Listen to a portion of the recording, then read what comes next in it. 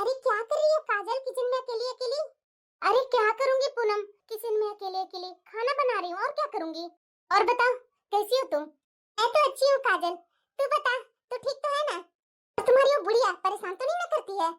बुढ़िया मतलब? हाँ? अरे यार तुम्हारी सास और कौन बुढ़िया? देखो पूनम उन्हें तो तुम बुढ़िया मत बोलो। हाँ? अरे यार तुम्हारी सास के बारे में बोल रही हूँ, ऐसे क्यों बात कर रही है तुम आज?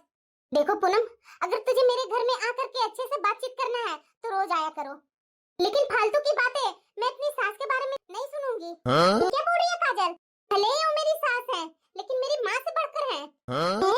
आज से क्या हो गया? पहले तो हमेशा फोन पर चुगली करते रहती थी अपनी सास और अपनी ननद के बारे में। देखो पूनम आज तो तूने कह दिया, आज के बाद ना तुम कभी कहना मत कुछ भी उल्टा सीधा माँ जी के बारे में। हाँ नहीं कहूंगी तुम्हारी सास और ननद के बारे में। आई बड़ी संस्कारी बहू।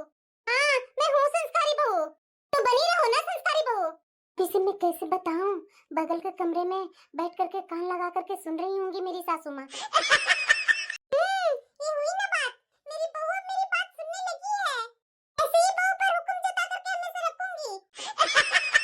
बस माँ जी आप कमरे से तो बाहर निकलिए, मैं फालतू में अपनी फ्रेंड को गुस्सा दिलवा दी। फोन करके मैं फिर से अपनी मन की बातें करूंगी ना उससे।